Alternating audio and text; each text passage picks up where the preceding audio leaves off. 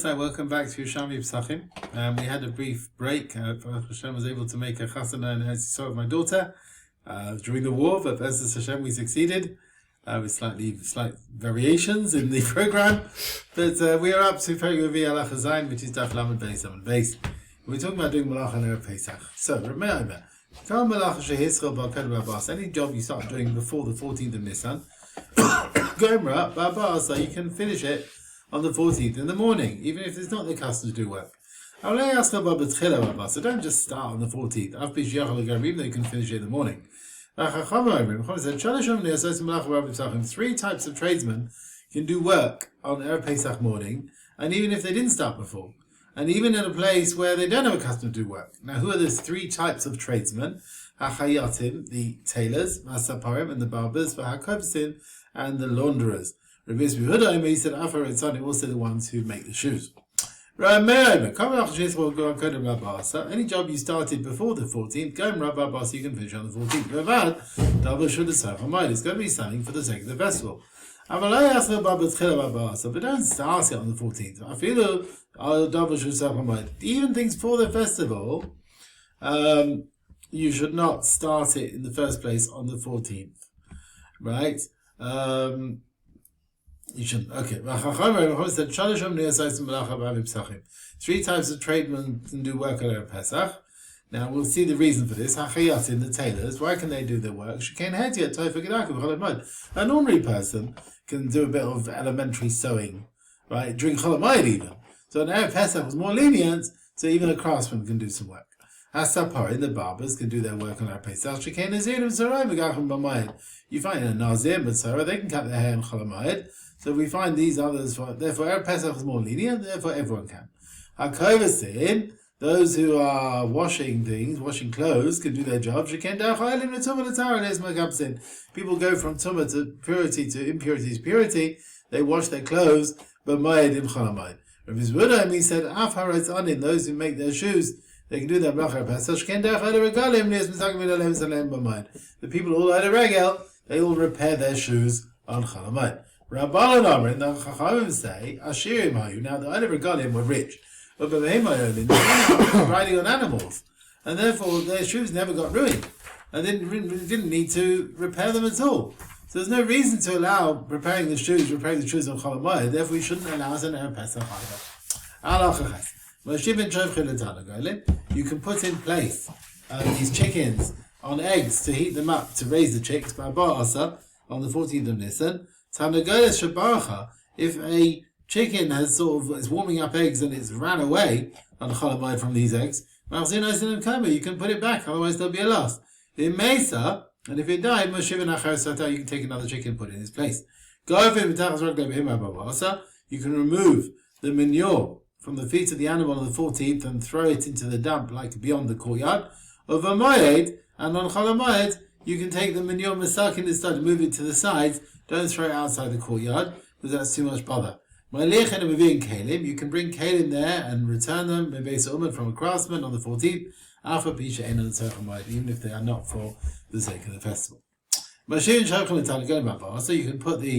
you can set up a chicken on eggs to warm the eggs, etc. on the 14th.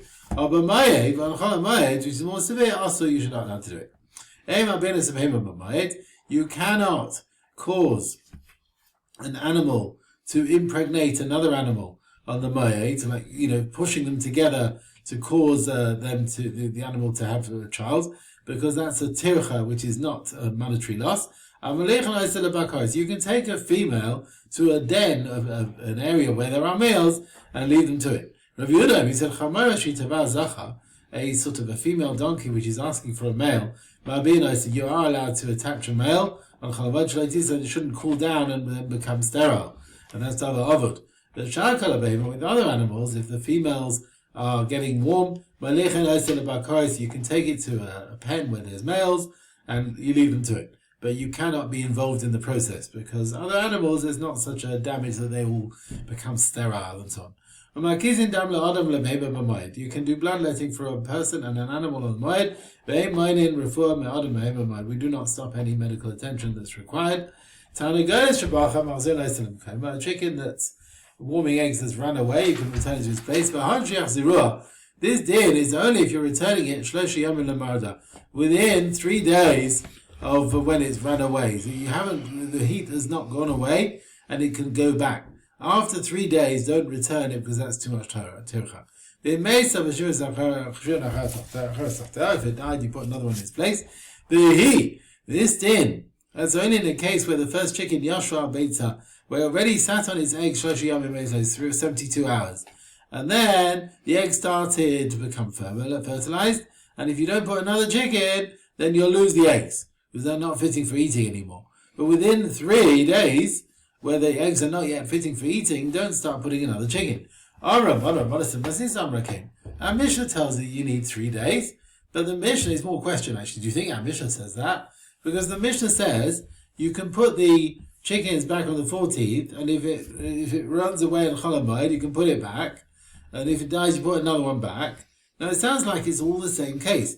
That you put the chicken on the 14th, it ran away or died Chol Hamoed, and it only sat on the egg maybe a bit of the 14th, the whole of the 15th, and a tiny bit of the Shishos of the 16th. So you see, you don't need 3 whole days. So now for a bit of day 1, a bit of day 3, and the whole of day 2. Because mixing Yom Kikula, a little bit part of the day is like the whole day. Harav, he says, Tifta, we can explain the case. The chicken went and sat on the eggs of its own accord. It's not a continuation of the case putting the chickens on the 14th. It's not connected with that. But let's try club. You cannot start working out from our Mishnah anything. It could be a chicken that goes and sat on the eggs for 3 days. It could be that's the case. And the Mishnah allows you therefore to put another one in its place. Now we spoke about moving the manure, etc., from the animals and what you can do in Chol Hamoed. The manure which is in the street, or the mavo in the alley where the courtyard's open into it, but you move it to the side. It's a wide area, so you just move it to the side. But if it's in a stable in a courtyard which are not so wide, then you can take it to the area of the dump. This deal is with a small courtyard, and therefore there's not enough room to move it to the side. If it's a big courtyard, but you move it to the side. But a refes with the stable, there's no difference. You just take it out. Why is that? Because it smells too much when you don't clean off the area, and there's a lot of zebel, and there's always manure there, so that's why you're allowed to clean it out. 6 things the men of Yericha did, and they were against the wishes of the Chachamim. 3 things they actually objected. The 3 they did not object. These things they didn't object. Sort of grafting date palms all day, even after Chatzos. They thought it's davar avud, which you can do on Chol Hamoed and Erev Pesach. They said if you delay it, you'll end up losing fruit. But Chacham didn't object. Some say they thought the reason for this in Malach and Erev Pesach because that's when the Korban Pesach was brought, and someone who's not in Yerushalmi, therefore there's no problem. But the Chacham have held this in Malach even outside Yerushalmi, and even when there's no Beis Mikdash standing. Okay, and also they would snatch at Shema. We'll see what that is. They would also cut the crop and stack up the new grain before the bringing of the Korban Omer. The Chachamim did not object. These things they did object. They would use branches of trees, shall hegdash, of where their forefathers had made them hegdash. And they were eating the trees that lost their fruit, Shabbos, they were eating the food or the fruit which was found under a tree which had fallen from it. Now it could be it came on Shabbos. But nice in Peah Yerek, they would give peah to the poor from vegetables. These things the Chachamim said, that is not right. Okay, we don't do that. Yeah, we don't have to give peah from vegetables. Even though you want to give it, there's not din peah, and they're Chaim Maser. Right? And it's not hefker, because hefker l'aniyim is not considered hefker. They thought that they've got din peah, I don't know, they didn't separate maestros. Okay, we find the Tosefta, you got Machlokes Tanoim about the third thing that the Anshe Yericha did. Now, so we said, according to Meir, over there, they would cut the new grain before the Omer, and the Chaim agreed to that. According to Yehuda, they would cut it and stack it up before the Omer, and the Chaim did not agree to that. But they didn't object. And now the Machlokes Rameh and Rabbi Yehuda about the first two things of Anshe Yericha. That's grafting the date palms and saying the Shema. According to Rameh, the Chacham agreed. According to Rabbi Yehuda, the Chacham did not agree, but they didn't object. And Menachos, we've learnt they would cut with the wishes of the Chachamim and stack everything not like the Chachamim. And they didn't object. So now our Mishnah does not fit in with the other Tanoim over there. Because Man Tana, who is the Tana who said in Menachos that they would cut with the agreement of the Chachamim, Kotzrin, but that's Rameh. Because Rabbi Yehuda will say it's not true, you can't do it. They just didn't object. And Man Tana, who is the Tana who said there that Goitrin, they could stack it up against the Chachamim? And that is Rabbi Yehuda. Because he says that in the Brisa, because according to Rameh, we don't find they would do any stacking at all wrongly. So it must be, so it doesn't fit in, part of it fits in like Rameh, part fits in like Rabbi Yehuda. So who's our Mishnah? I'm Rabbi Yaakov Rabbi Yisrael. Look, everyone agrees, they were allowed to cut things. That was with the wishes of the Chachamim. Because their crops were not fitting for the Omer offering, you understand? And now which it says in Tosefta they would cut and stack everything, not like the Chachamim, it means the stacking was not like the Chachamim. No, we're not worried about the cutting. It was the preparation for stacking. Everyone agrees that the stacking is forbidden because you may come and eat from the grain while you're stacking it. So the Mishnah Menachos could be according to Rameh or Rabbi Yehuda, right? So there's no machlokes there about the cutting and the stacking before the Omer. So Mafligin, where are they arguing? They're arguing the first thing about Jericho, that is Behekov the Kalim, grafting together, and Rameh Omer Makivin the Kalim. You're allowed to graft the date palms of the 14th, Kalim all day. Return Chacham Yosin, and the Chacham agreed. Rabbi Yehuda said they did on the 14th Lo Yosin Return Chachamim. They did not do it with the wishes of the Chachamim, but they didn't object. Okay, so Cohen is Shema. We said they would say Shema improperly. Rabbi Yehuda said they never said Baruch Shem Kavod Malchut Olam Bayit. Amar Rabbi Achar Mizera, Amar Rabbi Lo. He says what it means Shema Yisrael Hashem Elokeinu Hashem Echad. They would not stop in that pasuk between teva and teva properly. They wouldn't stop the words properly. Sounds like they would put the words together without stopping in the right places. Divrei Reb Meir. That is the view of Reb Meir. So there's Shema Yisrael, Hashem Elokeinu, Hashem Echad. They wouldn't stop in the right places. Rabbi Yehuda said, of course they stopped in the right places. And Baruch Shem Kavod Malchut Olam. They wouldn't say Baruch Shem Kavod Malchut Olam. Incidentally, I don't know if you see, in any Sephardi Siddur, it's always Baruch, comma, Shem Kavod Malchusai, comma, Le'olam Ba'ed. Most Ashkenaz Siddurim, you won't find a comma where the commas are in that phrase. There was a tshuva, one of the tshuvas, I can't remember who, he wrote a tshuva about it, and he held, there may be different opinions, I'll be honest, but he held the way to say it is Baruch, comma, Shem Kavod Malchuta, Le'olam Ba'ed. And when he found a chazan who didn't say it like that, he would hit him. So there we are. Now, according to this, the Karached means they would say the pasuk Shema Yisrael with Ve'ahavta, and they would not say Baruch Shem Kavod Malchut Olam Bayit.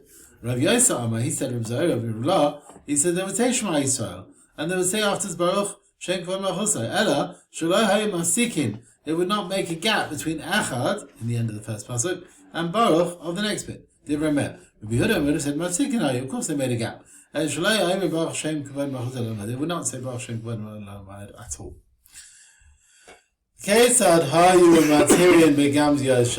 Now, they were benefiting from these branches of trees of Hekdesh. Now, what's the case? The Chacham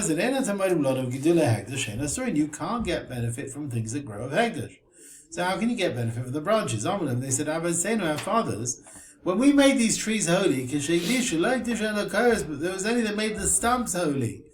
Because there were people taking things by force. Come and take it by force. So to guard the trees, they made them holy so that people of might will not come and take the wood which belongs to Hekdesh. But they had no intention on these branches. Therefore there was no problem getting benefit on the branches. Now what did the Chachamim think to this?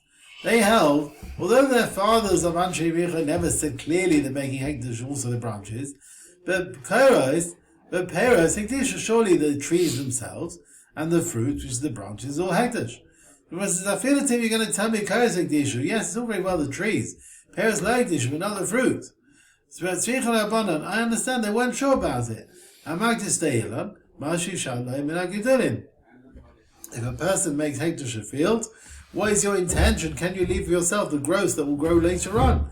Or do we say they're growing from Hekdesh, they've got a din of Hekdesh on them, you can't leave them apart. So if you're going to say Hekdesh is on the growths as well, so it could be according to Chachamim, the people of the fathers of Antiochia didn't make Hekdesh the growths, but they still forbade it by Hana because it's got a din Hekdesh on it.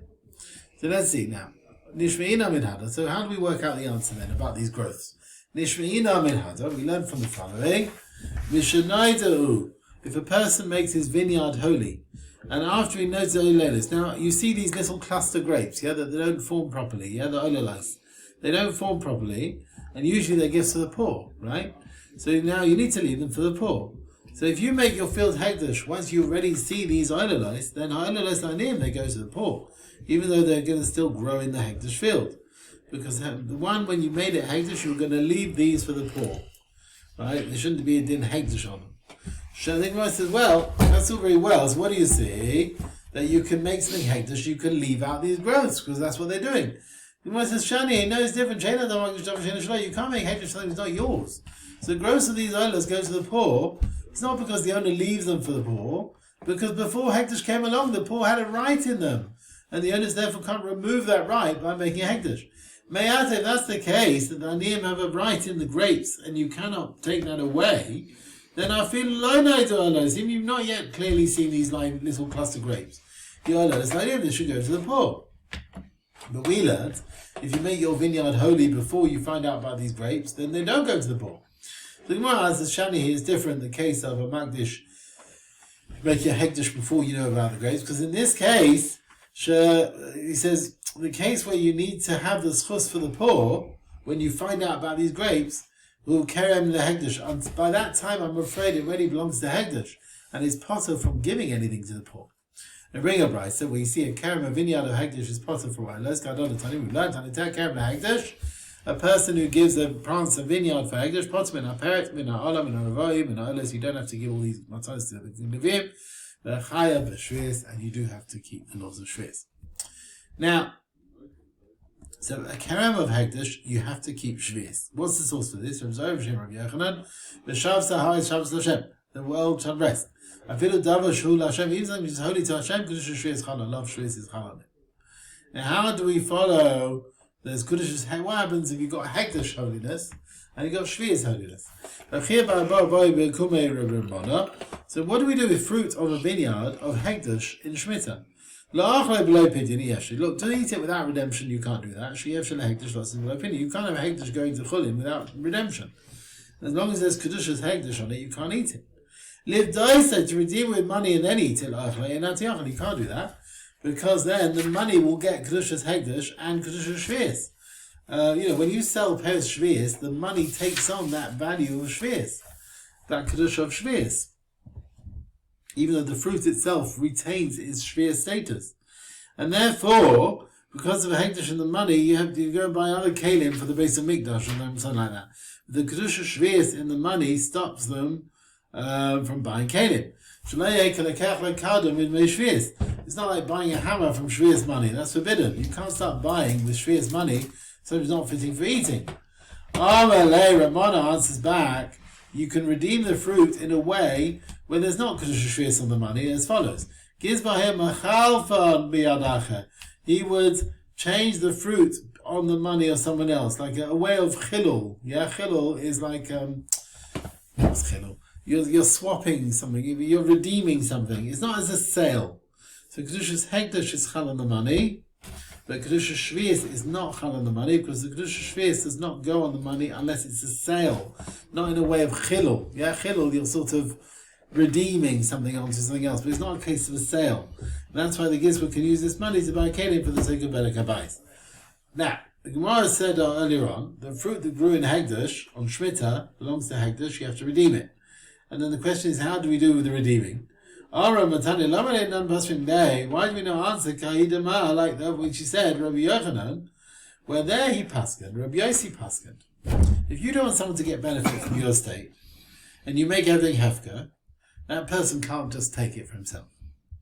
Because hefka is like a matana. It doesn't leave you, according to him, until someone else acquires it. You hear that? If someone can't get benefit from you, you can't just make it hefka, according to this opinion, because it doesn't leave you till someone else acquires it. So the time when the person acquired the hefka is like getting it straight from the person who gave it. Now that is Divrei Rabbi Yosef. Rabbi Yosef's words were said, where the dinner of Rabbi Yosef was said, where first of Madiyana, and then he made the item hefka. So since the item was already forbidden, you can't remove that by making a hefka. If you make a hefka before you make the neder, then the person can get benefit from it, even though it's not yet left to the person's reshus. Because you didn't intend of the madir to include in your neder what you've already made hefka. But now here, there's also, when you're magdish your vineyard, there's no kedushas hekdesh on the fruit of during shvius. The dinner of making the field hefka in shvius was given a long time before you made your vineyard holy. It's just like you don't want to include things in your neder, things which you're mafkil already, so you never had intention to include in hekdesh fruit that you're going to grow during shvius because they're hefka. So why did Abba ask how we happen to make pidyon of hekdesh and shvius? Why didn't Ramona answer to him that this fruit is not hekdesh? It doesn't need redemption. So it's a very good question. We don't give an answer. Now, the Gemara brought in Masechet Pesachim, let's see here. Yeah. The Gemara brought in Masechet Pesachim, the words of the Tanna Kama, if you make your vineyard holy after you find that there's these small grapes, they belong to the poor. And Ring Rabbi Yossi, who argues the poor have to give to Hekdesh the improvements that these tiny olalas, these cluster grapes, have improved while in the Rishus of Hekdesh. Our Rabbi Yochanan, Master Haida was a story. And Rabbi Yosef, they passed on Rabbi Yosef. Now, the Mishnah in Peah talks about forgetting a vine. Now, the Mishnah says there's different types of vine. There's Gefet Oris, right, which is like trellises and things. And even if you've gone past it and you forgot, you can still go back. If you can reach back and take from it. Then you've got Roglios vines. These are on the ground. They've got din sheikha as soon as you go past them.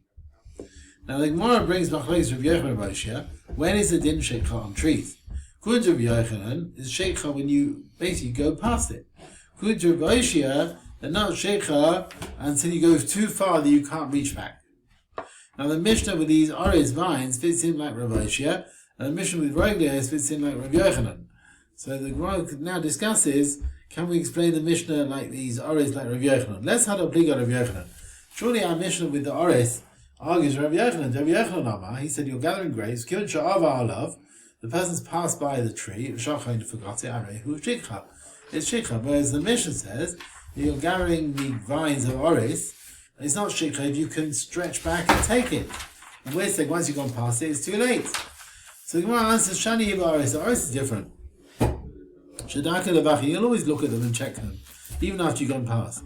There's not shikha unless you go so far where you reach your hand, that's it, you can't take any. The other Gemara says, what about Rav Oshia? Could that fit in with the Mishnah of Roglios? I feel that Rav Oshia less to be, because not arguing Rav Oshia as well. So Rav Yosha Amar, he said, Remus, I used to say in Rav Chiyagat, I used to check the olives. Rav Chiyagat, great. But he says, because I shot any olive tree that you can still bend your arm and take from its fruit, Eina Shikha, is not Shikha, even if you finished and you've turned to another tree. So this din is from the Mishnah, as far as one thing. This Mishnah, this din, doesn't seem to say the same with our Mishnah as Roglios, where they become shikha, just pass by. We're saying no, if you just pass by, you can still stretch it. That's okay, right? The other one says shani. Well, actually, the case of Mishnah is different. Shikar Roglios, all these vines on the ground are like they're like a row in their own right. You hear that? They're very long. Each one is a row in its own right. Rashi agrees when you've left a row, right, even though you can still reach the other one, but if you've left a row, then you can't start turning back for that. You rent out a property and you need the money. So what happens now? You need the money. I want to sell. Get out. Now, can you get out? Can you get rid of a renter in the middle of a rental period? Amalai. So Rav Imi said, wait a minute, you can't expect the landlord to die out of hunger. And therefore, it's like he's made a stipulation that if he needs money, he can just end the tenancy. Rav Zohar Rav La, they never said he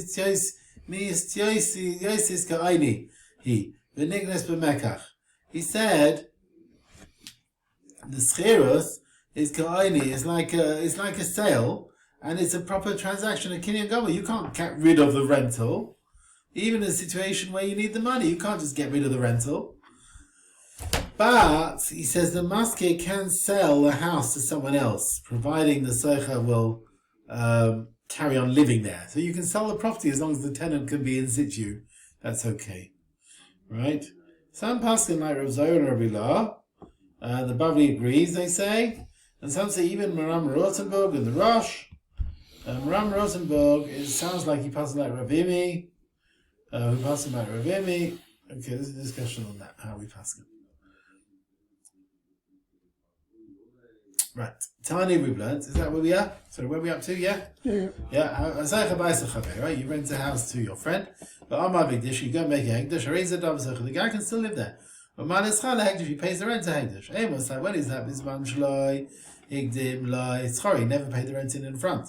Bizman higdim loi, secharai. If you paid the rent in front before the house became early, you can live there for nothing.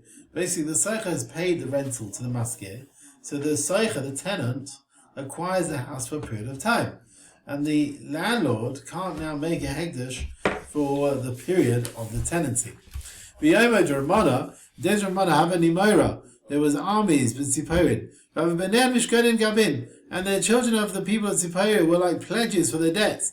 When the army came to leave Tziporin, Apik Ramana Cruz, Ramana let out a cry. He said, all the people of Tziporin, that their houses are hired or loaned out to others, can remove the tenants and sell the house. Kahid Ravimi, like the dinner Ravimi, and when the Balabais needs the money, he can remove a tenant from the house and sell it. And here as well, the Anshi Tziporin really need the money so they could redeem their children. And Ramana said, not that I really hold like the view of Ravimi. He says, I'm lenient. The special team to rely on the opinion begins to Pariah because of the people of Tziporin. We don't want their children should be like in captivity forever. Now, what about the people of Yericho that the Chachamim did object? They would eat the fruit that was under the leaves that dropped their fruit there. What are we talking about? If it's Erev Yom Tov, they fall. Of course you can eat the fruit. No problem, Muksa. If they fell on Yom Tov, then of course Divrei Kol also, everyone knows it's forbidden. And we don't know when they fell. So the people of Yericho thought, well, Muksa is rabbinical, we can be making if we have a doubt. But the Chaim weren't so sure. But since you can eat the fruit better after Yom Tov, why should you eat it now? But nice in Pele, right? They gave pear from vegetables. They wouldn't give pear from all types of vegetables. Only the ones that would last a long time, and vegetables don't really last a long time. There are some vegetables that last a long time through pickling, but most of them have got no pear at all, because they're not gathered in one go. And the pear is only things that are gathered in one go. They would give pear the turnips, which are the single vegetables where you pickle them. They are gathered in one go. Rabbi Yosef said also sort of the cabbage they would give pear is considered gathered in one go, and it also lasts through pickling.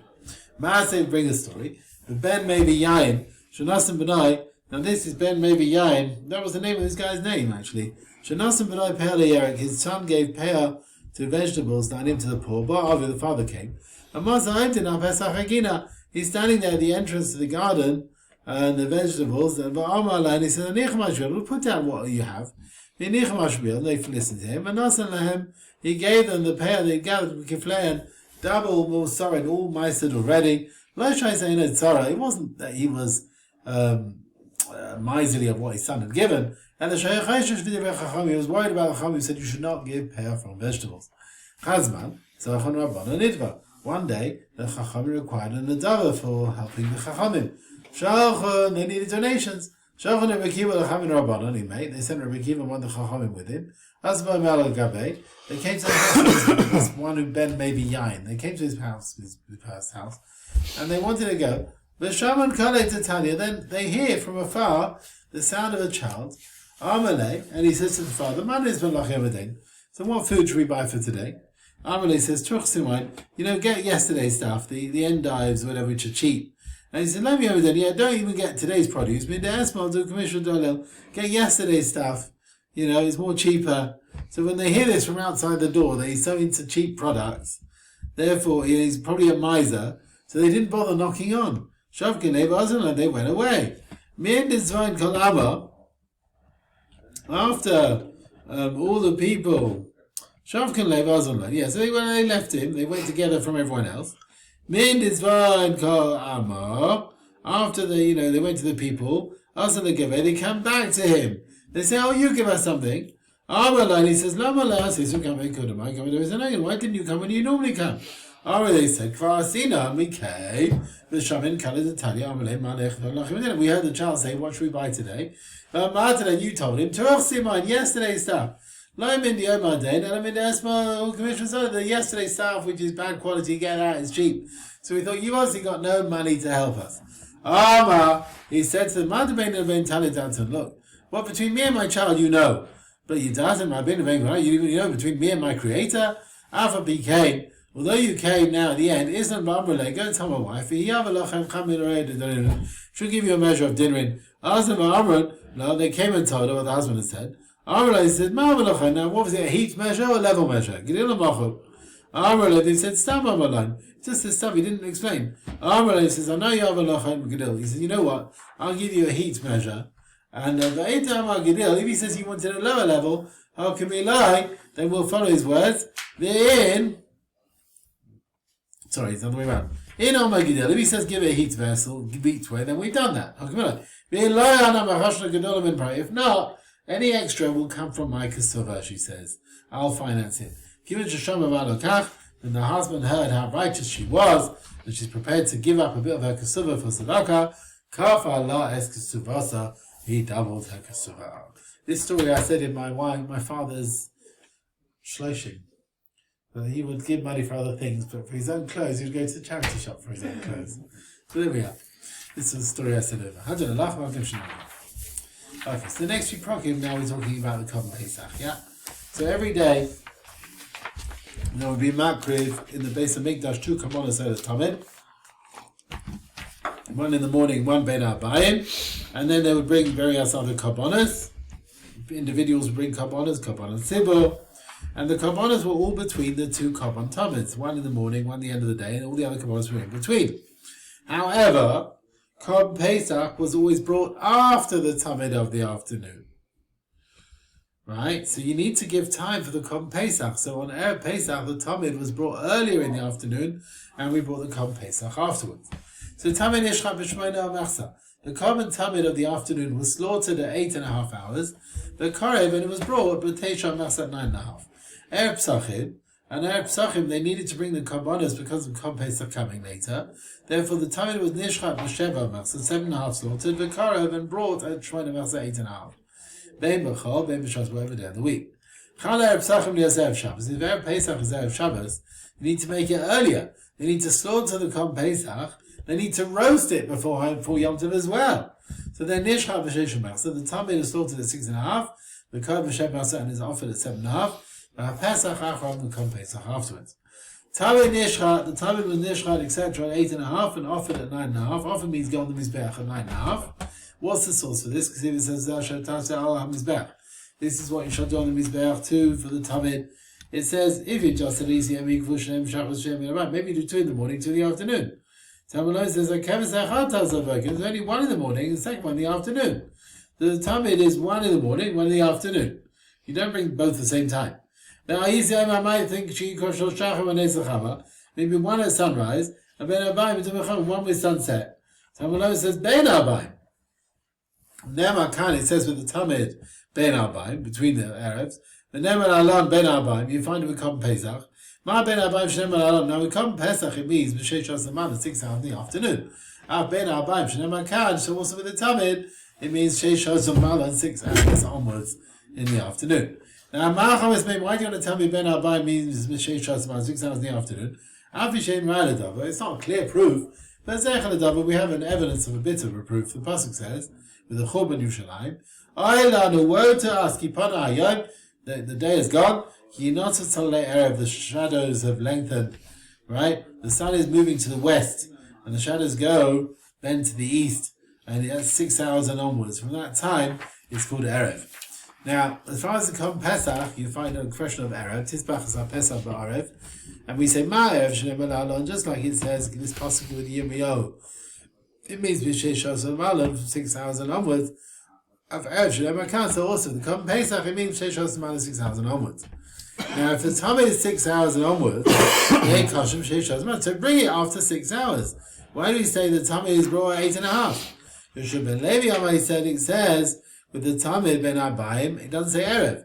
Ben Arbaim Kesad. So what is it saying? Mechalok ben Arbaim. Divide the afternoon. You got 6 hours. Divide it in two.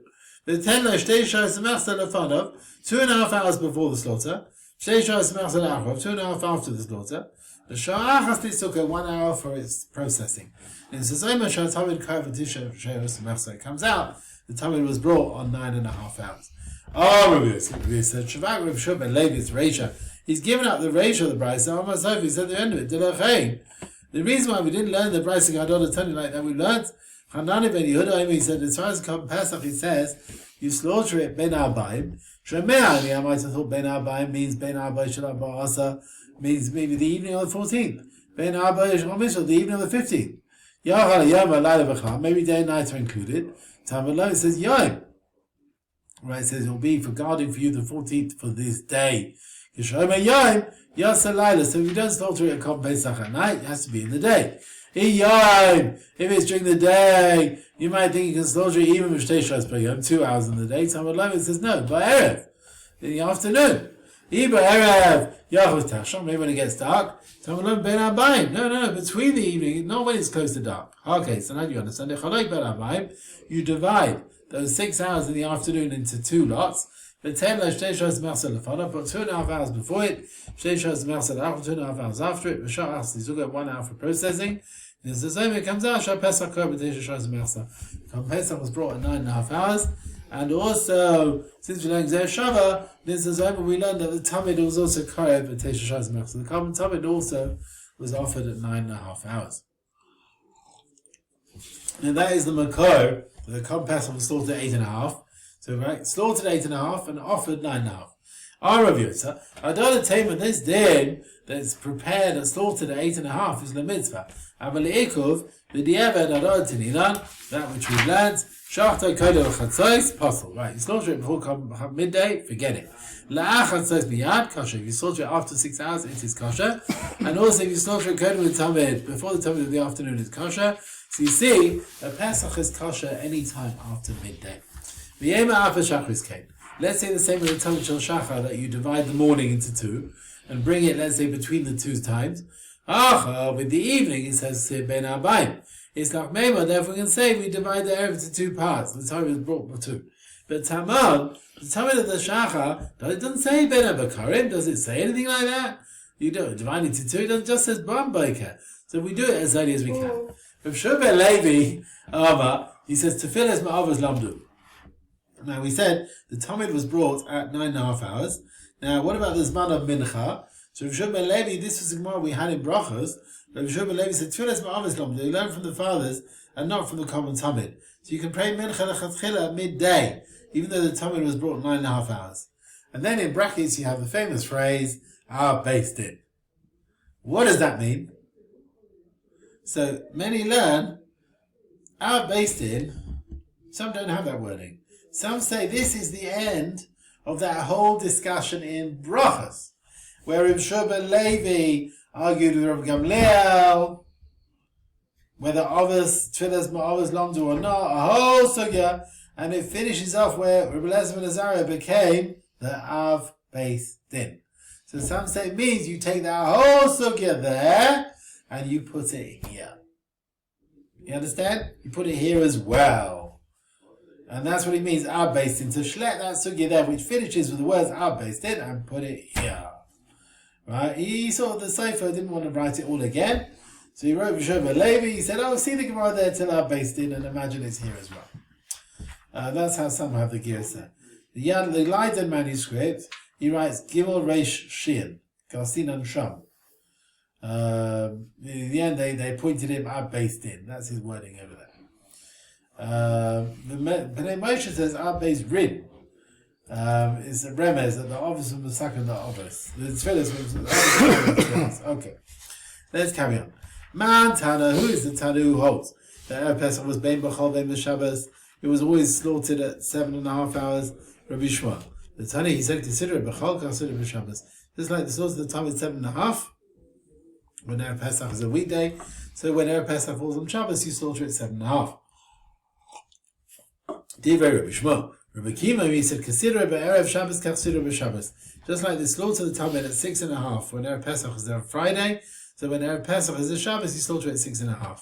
So the mission that Erev Pesach is whether it's a weekday or Shabbos, the Tamid is slaughtered at 7.5. That is like the view of Rabbi Shmuel.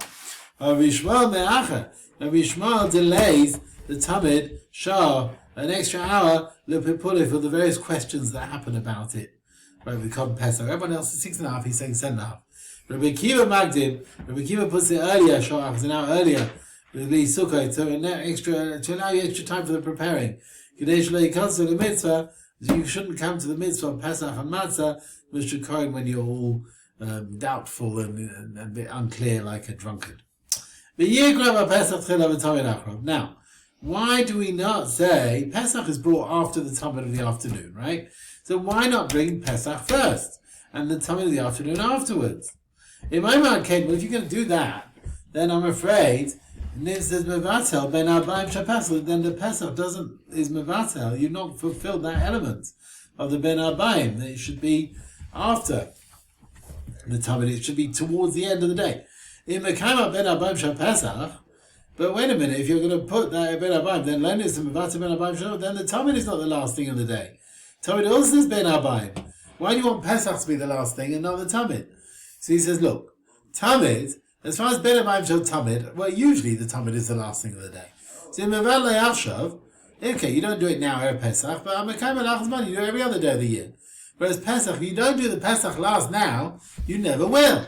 In Meval Le'ashav, when are you going to keep it? Let's bring the Pesach before the Tamid then. So the Gemara said, well, why not?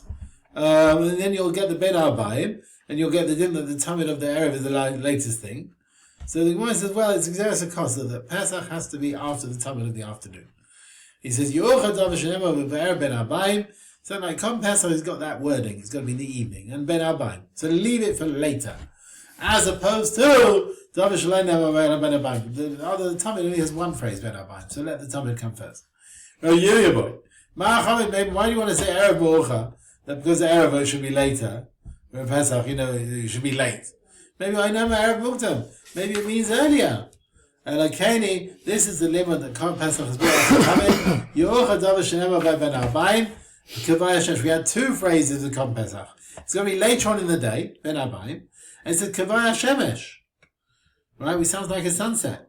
As opposed to Dovid Ben Abayim Levan. As opposed to the Talmud only has one expression, Ben Abayim. Okay? Now, I think we will stop here, Rabbi Sai. Okay? We'll stop here. We'll carry on another day. Unless... Well, I'll go to the end of the page. Sorry about that. Hello, Katie. So, yeah. Rav Yirmiyah said, the words Kavaya Shemesh with Pesach tells you Pesach is brought after Tamid.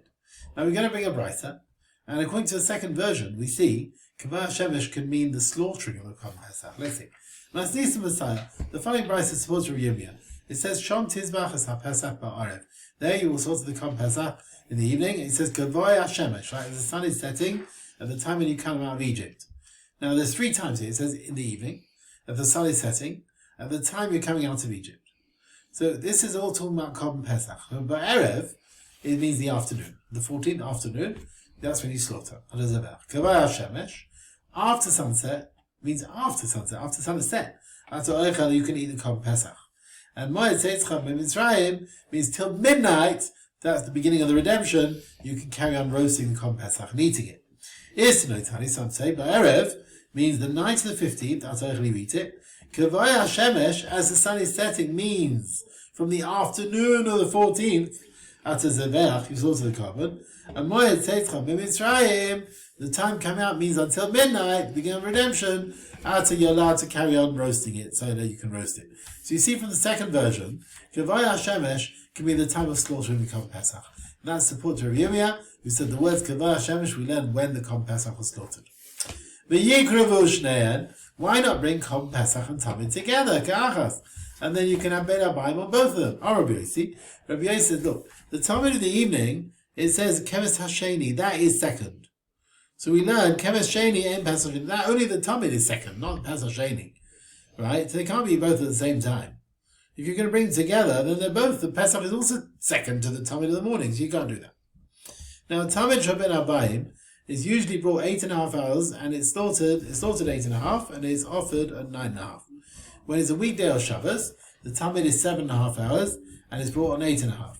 And when it's Erev Pesach, it's Erev Shabbos, it's slaughtered at 6.5, and it's brought at 7.5. Now we're going to bring another opinion. So Rabbi Yossi not an Omer, every day Tamid Nishra B'Kever Sheshem Mafsa, it's slaughtered at 6.5, the Kohen B'Shem Mafsa, every day, and it's offered at 7.5. What do you mean every day? Do you mean B'chol Erev Pesach or Pesach? Do you mean is that only on Erev Pesach, which is a Friday? Or do you mean every Erev Pesach is like that, even when it's a weekday? Now, according to Rav Nassan, every Erev Pesach, the Tamid is slaughtered 6.5. We want to put it as early as we can. Why do you have to do it so early? The reason of this time is look, we got time for all the various groups that are going to come along. Right? So you want a bit of time for them. So I learned to the Brisa, Dam HaTamid, the blood of the Korban Tamid, the sprinkling, Veivar Kodmin, and the limbs come before the Pesach. Pesach comes before Keteres. Keteres comes before preparing the candles, like those Neros. Some say, excuse me, Dam Tamid, the Eivarov, the Tamid blood sprinkling, and the limbs come before Keteres, come before the Keteres of the afternoon. But Keteres comes before the Korban Pesach, and Pesach comes before the candles of Torah Neros. And the reason why the Keteres comes before Pesach, they will bring the libations of the Tamid with it. Nothing comes before the Tamid in the morning. Nothing is normally later than the Tamid in the afternoon, except Ela, HaKeteres, which is every day, the Pesach and the Erev Pesach, the Pesach, the Erev Pesach. Where do you see you should have nothing before the time in the morning? It says, allow ha'ayla. We learn the first thing brought on the marach in the morning is ha'ayla. That's the tamid offering in the morning. And nothing usually after the time in the afternoon. It says, allow hashlamim. That should be your finish. The chaveh, the fats of the shlamim, and other kabbanas is allowed. That's after the tamid of the morning, but not after the tamid of the evening. He said, Barach aleh ha'ayla, doesn't say ayla, ela barach aleh ha'ayla. The ayla, that's the tamid, which is written before the kabbalas of Pashas Pinchas, that's the tamid. And when we learn, ayla, nothing, no other ayla should come, demes the tamid of shachar before the tamid of the morning. Tani, Rav Shmuel, Rav Yonash, Rav Yochanan ben Beroka, he said, Mechusrei kapara. Imagine someone who's got a zav or matzaira, they've become tahor, they need to do a kapara for their forgiveness so they can eat kodshim, and they didn't bring their kabbanas till after the tamid of the afternoon on Erev Pesach. With being kaparas, then they can bring their kapara even after the tamid of the afternoon. In order, they can go in the mikveh, they'll be able to eat Korban Pesach that evening. Now there are cases where even the rest of the year, Mechusrei Kaparim can bring their kapara after the tamid. Adar Tema, that said, when they're Pesach, they can bring their kapara after the tamid. With the rich one, he brings a chatzas behema, so the limbs of the chatzas on the mizbeach. So in Erev Pesach, he brings kapara to eat from Korban Pesach. But if he's a poor man, with Sarah Ani, then maybe doesn't he bring a bird? Now the bird, you don't put anything on the mizbeach. So even the rest of the year, he can bring it after the Tamid Shabbat Habayim. He said, wait a minute. He may not only bring a bird, but maybe Asham. Doesn't he bring a guilt offering as well? And that's the sense that Asham is brought on the Mizbeach. You can't bring that after the Tamid Shabbat Habayim the rest of the year. So Mitzvah Ani cannot bring his Karbanas after the Tamid Shabbat Habayim, only on Erev Pesach, in order to allow him to eat on the Korban Pesach. Okay, we'll stop here, Rabbi Say, yeah?